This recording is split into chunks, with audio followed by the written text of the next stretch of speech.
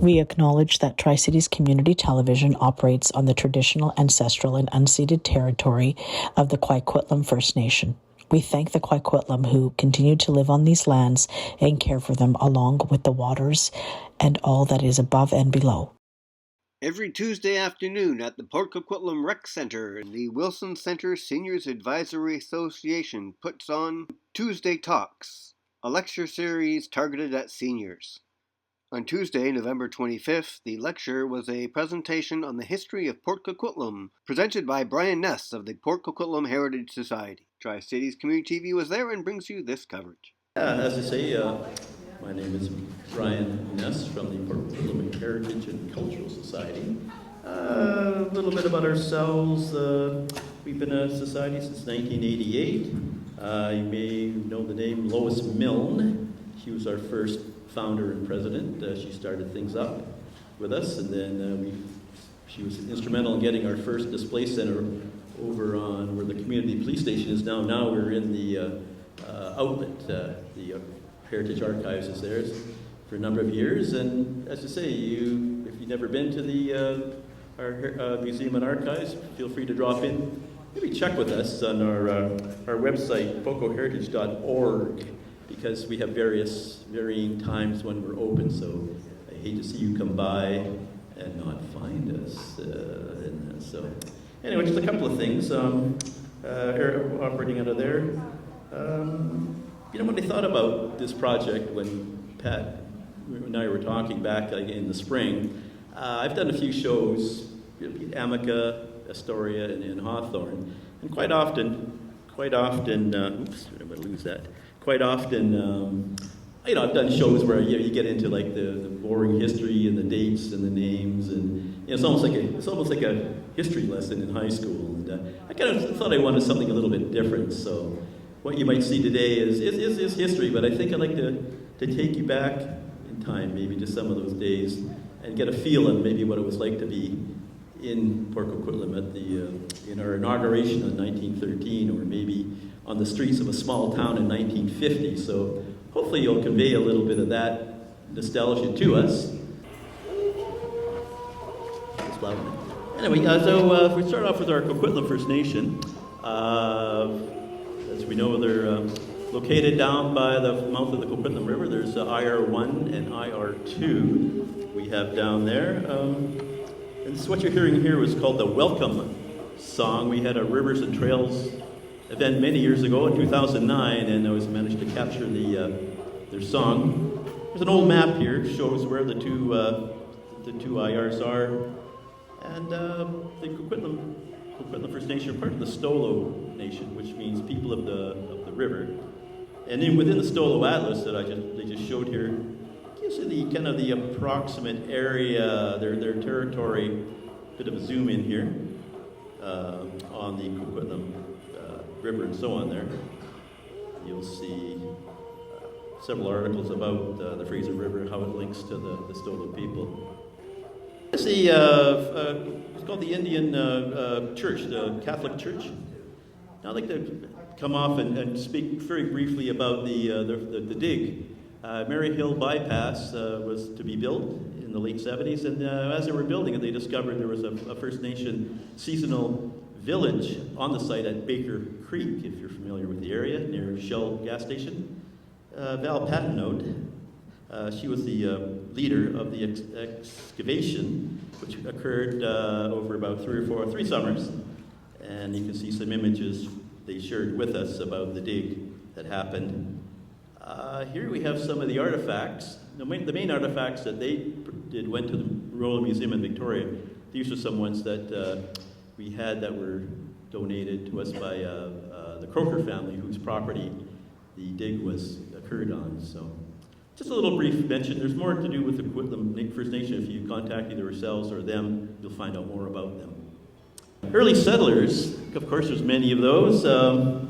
Here we have three gentlemen here. We have Donald McLean, James Fox, and Mr. Atkins. He's Ned Atkins. Back in those days, it was a farming community, as we see here, Burke Mountain in the background, and logging. This is from the Routley family, about 1902. They did logging by horses, and those guys there. And of course, whenever you had people out, they always dressed in their Sunday finest for a picture, for a selfie, of course. And one thing they loved to do as well was have what's called a Pioneer Banquet. This is taken in front of the Masonic Hall, and they used to gather at various people's places, including the Moldy family. Now, there's a picture taken in 1938. Pioneer ladies. Now, not much time here, but basically the Moldy family came here in 1889 by train from Toronto, sponsored by George Black, who was a entrepreneur, gentleman farmer. This is the Moldy family, pretty well when they arrived here in 1889. And they settled up in the northeast section there, what we call Northeast Coquitlam. Anyway, here's a shot of the station about the time they arrived. This is circa 1900. Anyway, they homesteaded up by what we would call today, present day, near Burke Mountain, I suppose. And they bought some property up there in the old Grimshaw property. And George had to go down and basically cart the lumber for this house about 2 miles on his back every time he had to go build more on their house. And an article came out in the early 50s about Mother's Day, and it talked about Emily Moldy, who was a midwife. She brought about 23 babies into the world in those days, and she used to share, at night she used to go out to do her duties, and the bears used to have to share the paths of the bears and so on. Anyway, the two Moldys at the end of their life, George passed away in 1951 and Emily in 1955, some of the first pioneers. A city is born. Year's 1912. Picture yourself today, the Shell station's here, you're on Pitt River Road looking to the west. Oh, here we go. Maryhill Road and Pitt River Road. If you look up the top, those two houses, the Mars House and the David House, are still there today. Shaughnessy Street, 1912. It's just a kind of a goat trail. That's the theater, and the other one. And then this is Shears Hardware, which today exists as the Masonic Hall. Walking down today, on your left, you would have the high-rise at Lyons Way. You're looking to the north down Shaughnessy, 1912. And in 1912, they built the Agricultural Hall for the Agricultural Society. And there's the commercial hotel. We all remember that. And it comes into play pretty soon here. Flint Street. Macadamized roadway. As you can see, we're getting very modern. Come 1912, the roads are no longer full of mud. And Victoria Drive. All about a year before incorporation, which occurred on March 7th of 1913. But we're a little ahead of ourselves because we're looking down Duty Trunk Road, what we call Kingsway. This is 1912. We're going to take a little stroll down Kingsway, Duty Trunk Road in 1912. We see the Myrtle Hotel. It'll come up later in our description as well. That's Mr. Nick Papadakis. He's the proprietor, and he has meals at all hours and table for ladies. Ooh. But one thing you'll notice in this picture, there are not very many ladies on the street. You'll see in a minute here, forgot about Charles Davies. He's a contractor who will later build the City Hall, and he'll be the ninth mayor of Port Coquitlam. Here we go. We're looking down the street. Coquitlam Cafe, run by a Chinese fellow named Tom Lee Brothers, selling candies, fruits, and so on. Next door he has the Winchester Arcade. I think that boy going down there was going to spend his hard-earned allowance to take his money to the arcade. I think that's where he was going there.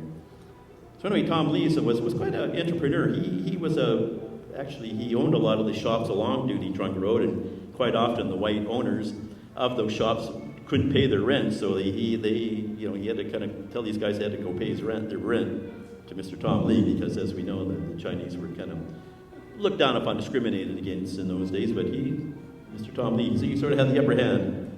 As we're looking down the street, We see the Royal Bakery. We're going to go down the street and take a look. But one thing you might not see, it's called the Gaylor Shoe Store. And right up there, there's a woman. That's probably Roger Gaylor and his wife Christina. She was a marshal. But she's about the only woman I see in this picture, because they're all, the movers and shakers back in 1912 were all men. What about those hats? I mean, everybody's got a hat. Where did they go? Where did all those hats go? At the end of the block, that's the CPR freight shed. The CPR station, as you can see, is just around the corner. Wagons coming down to offload various dry goods and so on. So, yeah, there we go. I think those three are planning a robbery, but we're not going to get into that. Port Coquitlam inauguration celebrations. Woof. April 18th, 1913. This is Mr. James Mars. He was the first mayor of Port Coquitlam. He was also the last reeve of Coquitlam. So he actually was not voted in 1913. He was by acclamation, if I got that right, acclamation. As soon as 1914 came along, he got the boot by Mr. John Mackenzie. But there's this famous signature saying, "We are a city," as we were incorporated on March the 7th, 1913. There's our early council. A lot of those names you recognize on streets in the area. You got Fletcher, Langan, Mars, and so on. Now there's what's called the Incorporation Medallion. These were handed out to the school kids, which we'll see in a moment here. Here they are at the old Junction School. You know today as the lacrosse box over here at Roland Park. That was the city's first school. By 1913, there were two rooms, or two schools, not one. So here he is shaking hands with this. We had the city band out there, Mr. Mars. He was kind of short. And here we go. Yeah, he's handing out the medallions to the school kids. I should say we're lucky to have one at the display center. Then the whole town, everybody gets up and has a big parade. Marching down, marching towards Aggie Park. Down that same goat trail, there's the theater again. And where that building is now, that's where Europe Bakery sits today, the house. Anyway, this is interesting. Picture in the background today, your Shaughnessy Street, that's where the high-rise is on Lyons Way. You're right standing at Lougheed Highway with Shaughnessy coming down. Yeah. Heading down towards the Aggie Agricultural Grounds where they had the celebrations that day, April 18th, 1913, to the new Aggie Hall, which was built in September of 1912, dedicated by Premier Sir Richard McBride. I don't know, that's him in the car. There's Mars again, getting his mug in there. There he is. Oh, here he is. Okay, so he's in front of the Aggie Hall talking to the populace there, the children and so on. Hip hip hooray, he says. Is handing him the silver trowel, which he will use shortly to plant ceremonial maple trees. There's 5 of them. I could name them off, but I probably don't have time. But there's probably still one. You go to the Kinsman Hall today, there's a big maple tree beside the Kinsman Hall. We figured that is one of the 5 still existing. Selfie time.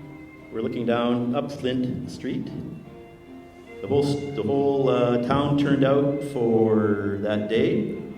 This is taken from the balcony of the Aggie Hall. Anybody remember the Aggie Hall from the old days? I think it was torn down about 1976, so we've got pictures of that.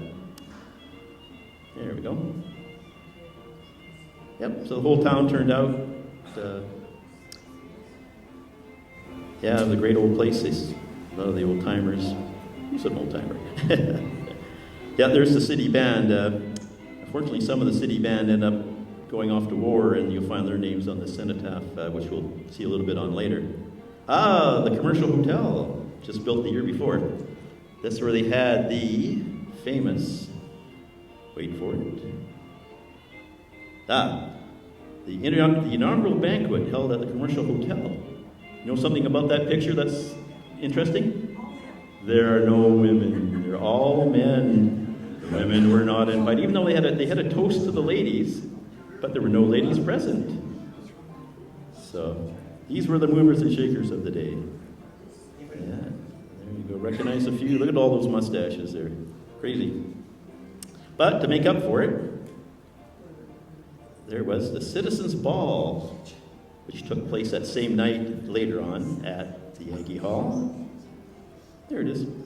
So that night, apparently the floor is very springy. That's what Lois Milne told us. That we could dance all night on that springy floor at the Aggie. So they had there it is. Aha! There are the women. So there they are, all posing for another selfie there. There's Mayor March. He's kind of short, that guy. There's Roger Gaylor. That's, John Gaylor. That's John's dad. There we go. Yeah. It's quite the bunch there. Yeah, she's a great old hall. Yeah, there's quite a few, well, I don't be familiar to me faces, but I'm sure there's a lot of faces in the early history. John Smith, he always looked old, that guy. Yeah. There we go. Yeah, so that kind of went by there. Then, of course, it was not long lived. After 1913 came World War I.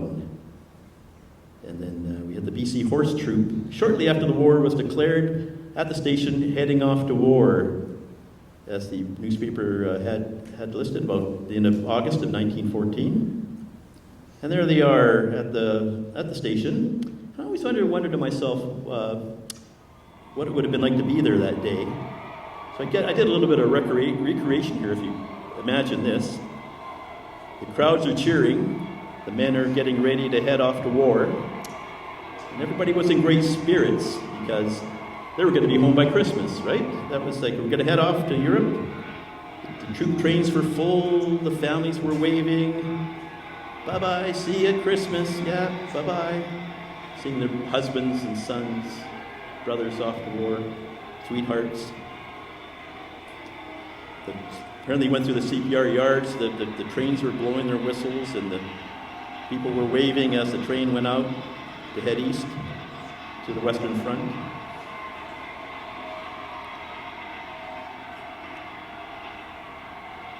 Yeah, it was a happy time, but it definitely turned into a sad time, as we found. In Flanders fields the poppies blow, Enough and said. crosses row on row, that mark our place, and in the sky the lark still bravely singing flies scarce heard amid the guns below. We are the dead. Short days ago, we lived, felt dawn, saw sunset glow, loved and were loved, and now we lie in Flanders fields. Take up our quarrel with the foe. To you, from failing hands we throw the torch. Be yours to hold it high. If ye break faith with us who die, we shall not sleep though poppies grow in Flanders fields. Hello, my name is Bryan Ness from the Port Coquitlam Heritage Society, and we're here today at Veterans Park in Port Coquitlam, in front of the City Hall here at Shaughnessy and McAllister, at the War Memorial Cenotaph, where many of us will gather on November 11th this year to pay homage to the men who died in past wars for our freedom. I'd like to tell you a little bit about the history of the cenotaph, which goes back to 1923, just 5 years after the end of the First War, when the citizens of Port Coquitlam came together and collected funds to erect the cenotaph on what we know now as McMitchell Park on the city's north side. And on a cold Sunday, November 11th of 1923, that cenotaph was unveiled by Mayor Arthur Mars, himself a wounded veteran of the First War, the Battle of Vimy Ridge. Here's another story, a connection of Vimy Ridge I'd like to tell you about with the fellow here, young fellow named Herbert Bradley. Now, Herbert Bradley was only 14 years old in 1916 when he lied about his age and enlisted in the Canadian Army and went overseas to fight in the Battle of Vimy Ridge in April of 1917. Now, Herbert Bradley was severely poisoned by the mustard gas that was used in the fighting and was evacuated to England, where his true age was discovered, and he was drummed out of the army. Herbert Bradley returned to Canada and died of the Spanish influenza epidemic that was sweeping the land the day after Christmas, December 26, 1918. Herbert Bradley was 16 years old. Makes you wonder why a boy so young would enlist underage in the Army and go off to fight in a far-off land, to see his comrades fall by the thousands in the face of murderous machine gun fire. For the glory, some said. For king and country, said others. I'd like to think that they fought for peace, to bring peace to the world, to end that war to end all wars. On November 11th, when they call out Herbert Bradley's name at the cenotaph, think of a scared young boy crouching in the mud with the guns and the shells and the gas all around, fighting for peace, our peace, lest we forget. Sort of a little fox paw there. Anyway, thank you very much to Tri-City Community TV and especially Patrick McCarthy for helping me film, or helping me film that. Sorry. Spanish flu, fatal for 262, they say. We had between 1918 and 1921, we had the flu, the fire, and the flood happening. Siberian expeditionary Canadian forces, or force coming through on their way to Vladivostok, all contracted this Spanish flu, and they were quarantined at Aggie Park. They set up a makeshift hospital at the Aggie, and for a month period there, they were quarantined, and 33 soldiers and one Canadian Army nursing sister died of the flu that month. And they're buried at the Mountain View Cemetery in the Veterans section there. And we go on to August 5th, 1920, and then when we had the Business District fire, stores burned in the Great Fire, which ironically, wait for it, oh, there's just a shot of the area where the fire occurred there. There's our new La France fire truck sitting in the fire hall, which is a good place for it because that's where the fire began. The fire chief's quarters, he was cooking his lunch, and apparently the fire got out of control and started burning down the town from the fire hall. And within about an hour or two, half the town was burning. There's a shot of it there as the fire department was attempting to take care of it. And at the end, yeah, everything burned all the way up to what it was called the cement block, where the fire stopped. Next year, October 28, 1921, there was a major flood. Not a freshet, it was more of a rainfall and so on and all that. And it was October. And both bridges in the Coquitlam River, both the rail and the road bridge, went out with a bang. If you ever heard the name Mary Routley in her, she did an interview years ago. And she said it sounded like seeing Hell's Gate when the 30-foot wave took the Myrtle Hotel behind there, took the Myrtle, washed it off its moorings and went down the river. And that was the end of that. So then we just kind of go ahead. We're not really into the Depression or anything, didn't have time. But anyway, until like World War II. That's the 16 names on the cenotaph. Frank Bud Baker, Royal Canadian Air Force, reported missing over Europe, December 1943, age 23. Harlan Barney Barnum, killed in action, autumn 1944. Edward Roy Berkey, Royal Canadian Air Force, missing in action, late 1941. Douglas Davison, Canadian Army, killed in action, Belgium, spring 1945, age 20. George Davison, Sapper, Royal Canadian Engineers, Canadian Army, killed in action, Italy, December 29, 1944, age 21. J. Erland, died in service to his country during World War II. William Bill Krabak, Sergeant, Royal Canadian Air Force aerial gunner, missing in action over Europe, age 20. R. Lonsdale, died in service to his country in World War II. Staff Sergeant Hugh McTavish, United States Army Air Force, killed in action, Dutch East Indies, Java, Pacific Theater, March 1942, age 28. Private Floyd David Meehan, Canadian Army, died January 17th, 1945, killed in action, Italy, 1943. Sergeant Albert Spinks, air gunner, Royal Canadian Air Force, killed in action over Europe, May 29th, 1944, age 18. Private Clarence Tran, Canadian Army, killed in action October 1944. F. Trickle, died in service to his country in World War II. Sergeant Hugh Ledgerwood Vanderveen, flight engineer, Royal Canadian Air Force, missing in action over Europe, July 29th, 1944. Rifleman Joe Zappia, Canadian Army, killed in action June 9th, 1944. May their names liveth forevermore.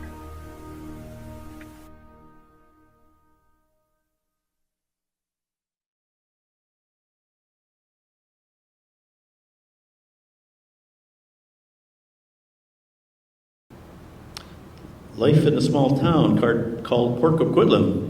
After the war, the baby boom, and became the suburbs. The population of Port Coquitlam at the beginning of the 1950s was approximately 2,800 people. Here we're looking down Shaughnessy Street at McAllister. About that time. BC Provincial Police changed over to the Royal Canadian Mounted Police.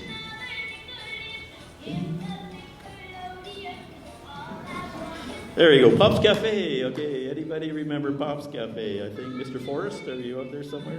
Or maybe he's gone. There's Pop Ticehurst in the Pop's Cafe. Remember that, those crazy bunch, John Gaylor and the volunteer fire department had the fire hall right over here across the street on McAllister and Shaughnessy. Port Theatre was a big thing when we got ourselves a modern theatre in 1948. Just across the street there. Now, what's the Giggle Dam? I don't know what it is anymore. What kid didn't want a Davy Crockett coonskin cap? There's some theatre attendants. I think there's a Davison in there somewhere, Gene Davison. First Nation Chief Coquitlam dies at 110, 1953. He remembered the steamboats coming up the river past the Coquitlam First Nation. And he described the men as smoking, and they said they had fire coming out of their, whatever was there. The Bolodrome and the Port Palladium. Harvey Forrest. Unfortunately burned down in a fire in January of 1954. A lot of kids loved the roller skating. But there's a party with the Marshall family. There's a good shot there. We're just looking down the old City Hall, looking down McAllister Street. I know when this was taken because they're building the Golden Years Hotel in the background. Baseball was a big thing in the days. Dooney League champions. And as I say, new things come along. The new Mary Hill subdivision begins construction in 1957. It began many subdivisions as we would see since then. Esco just over here now, Saputo's, another big industry that came in the 1950s.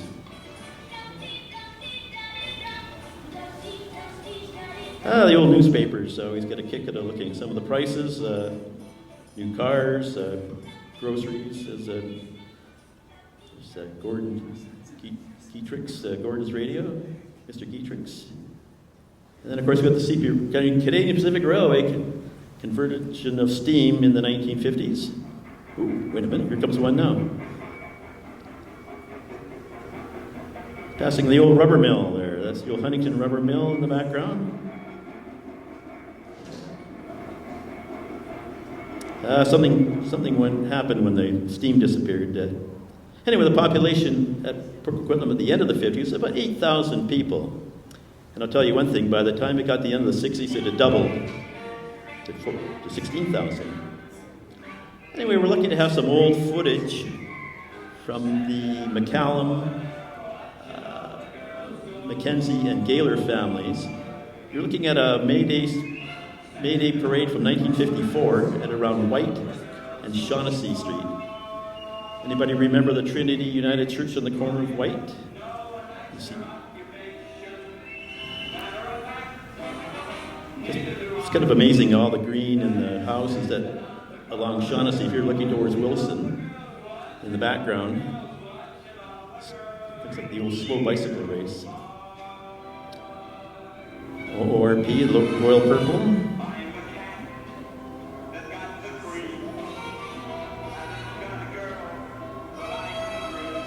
I like these guys are funny. You're looking at a traffic jam in Port Coquitlam circa 1954.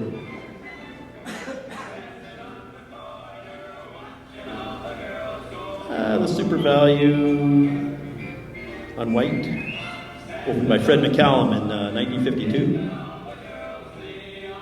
Like those old cars. Ooh, look at those.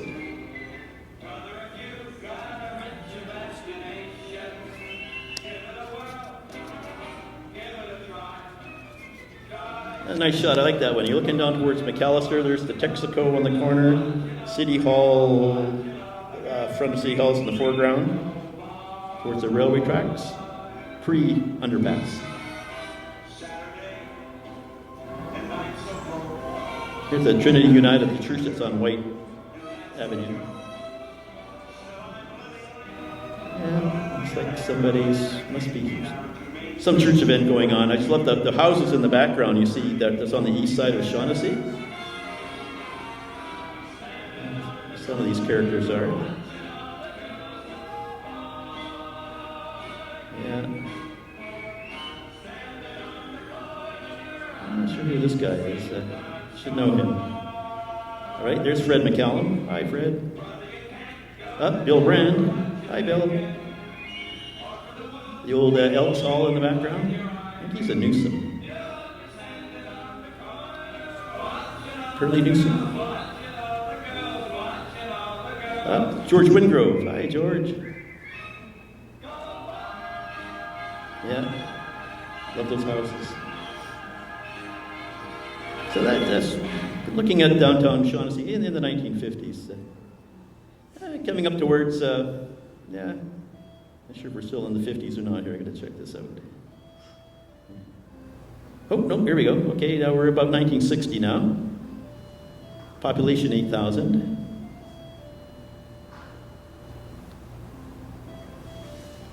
Here we go. We're at Metro Motors on Hastings and Lougheed. I guess by then it's the Lougheed Highway, so.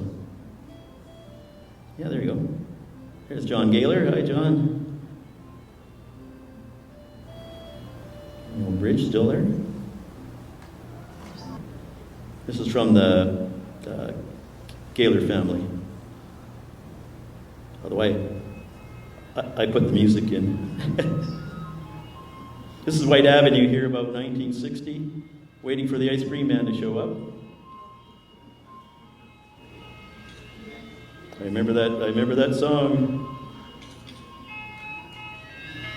Boy, a lot of farms and stuff on White there, looking north.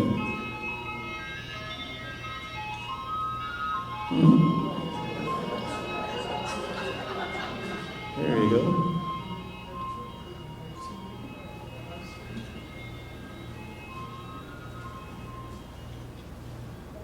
And of course, when the river freezes over in the wintertime, there's always skating and sledding in the area.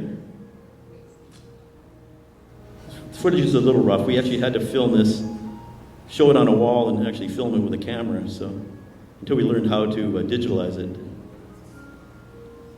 You're probably at the end of. It could be at the end of Wilson or the end of White, right at the bank. There you go. Still do that. I guess it freezes over enough that you can get on the rivers and lakes now, but I shot a White Avenue. And Gaylors lived on White.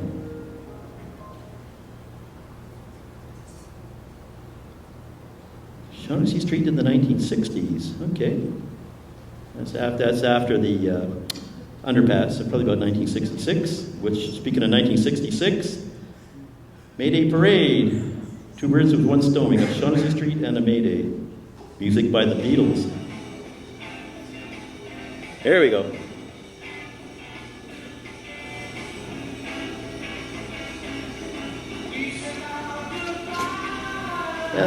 These are from the John Gaylor slides, but he's got some great shots of the street, looking down Shaughnessy Street towards the theater and Masonic Hall.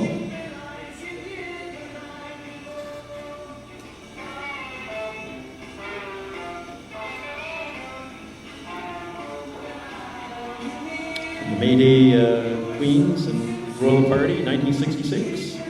Very good one. Sure the May Queen was that year.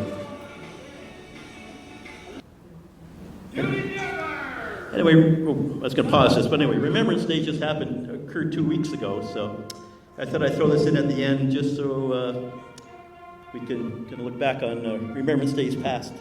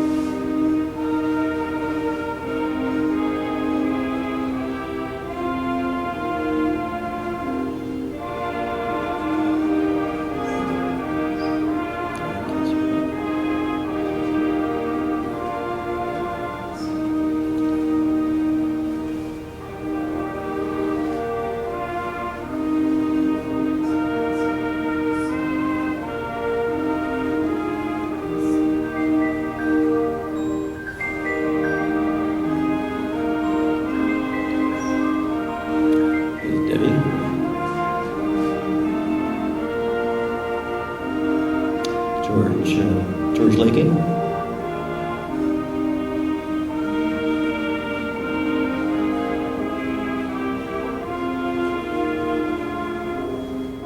Ford Graves.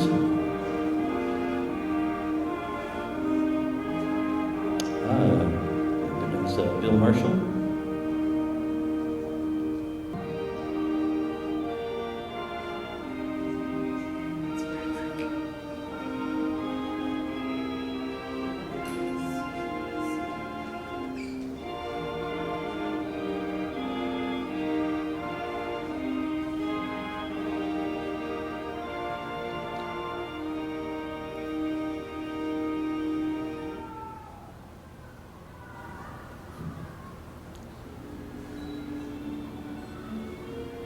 Thanks for the memory. Thank you, Wilson Senior Center. Thank you, folks, for coming out today. Hopefully, we didn't confuse you too much there, but yeah, no, we wanted to kind of show you a little slice of Port Coquitlam through the years. Some old, some new, some borrowed, some blue, but anyway, that would be. Oh, I guess we could have lights back on. Thank you. Yeah.